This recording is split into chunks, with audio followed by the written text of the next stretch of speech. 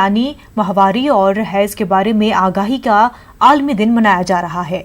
इस मौके पर हमारे नुमाइंदे ने राजस्थान खवातीन और अतफाल तरक्कियात की वजीर ममता भूपेश से खास बातचीत की है। ये देखते हैं।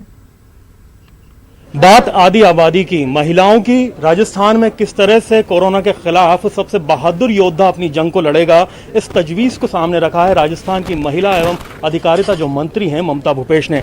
आज अंतर्राष्ट्रीय महिला माहवारी दिवस को लेकर के उन्होंने जागरूकता संदेश भी दिया और तमाम महिलाओं से आह्वान किया है कि कोरोना से जंग में वो सबसे बहादुर योद्धा हैं, आगे आए, मजबूती से लड़ें। एक बड़ा आह्वान आपने किया है, इस जंग को आधा जीता जा सकता है अगर महिलाएं अपने मोर्चे पे मजबूत रहें। निश्चित तौर पे आज अंतर्राष्ट्रीय माहवारी स्वच्छता दिवस है और मैं आज के दिन ये संदेश देना चाहूँगी कि हमें महिलाओं को अपनी चुप्पी को तोड़ना है।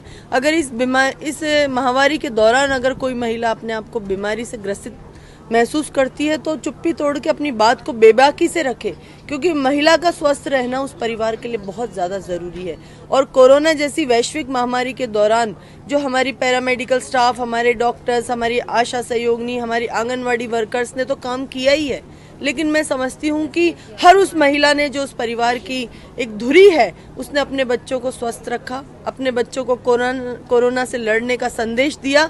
तो वो सब महिलाएं भी कोरोना योद्धा है। राजस्थान की आधी आबादी जिसने राजस्थान को हिफाजत से रखा, संभाल के रखा, मैं सैल्यूट करना चाहूँगी आज के दिन कि उस आधी आबादी की वजह से राजस्थान के अंदर कोरोना जैसी महामारी कम स्प्रेड हो पाई, कम फैल पाई। मैं आज के दिन ये संदेश देना चाहूँगी कि हर महिला ये संकल्प ले कि हमें 10 महिलाओं को महामारी के बारे में संदेश देना है, उसकी जागरूकता की बात करनी है। और वो 10 महिलाएं आगे भी अगर 10 महिलाओं को संदेश देंगी तो आने वाले समय में राजस्थान की हर महिला महामारी के दौरान होने वाली बीमारियों से अपने आप को रोग मुक्त पा पाएगी। इस बात का संकल्प हमारे विभाग ने भी लिया है। तो ये है ममता भूपेश जो कि राजस्थान में महिला अधिकारिता मंत्री हैं। बहुत बेबाकी से बात कही।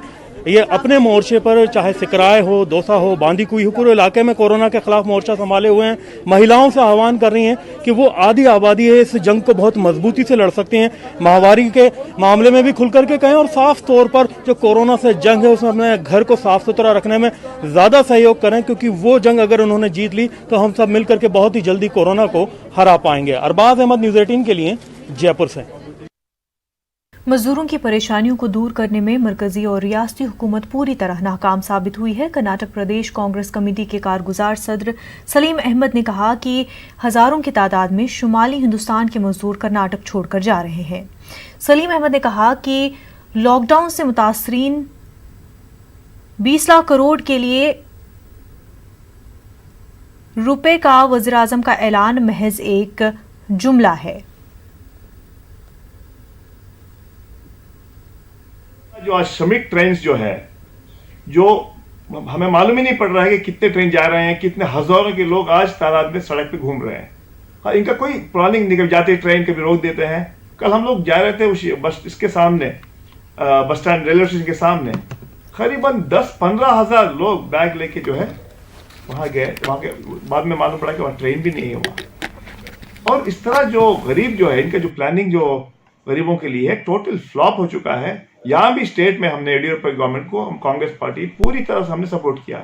हमने कहा कि आप जो भी अच्छा काम करो हम आपके साथ में हैं, लेकिन ये टोटली स्टेट गवर्नमेंट में टोटल फेल्योर है। इनको खुद को मालूम नहीं क्या करना है, रोज एक एक स्टेटमेंट करते रहते हैं।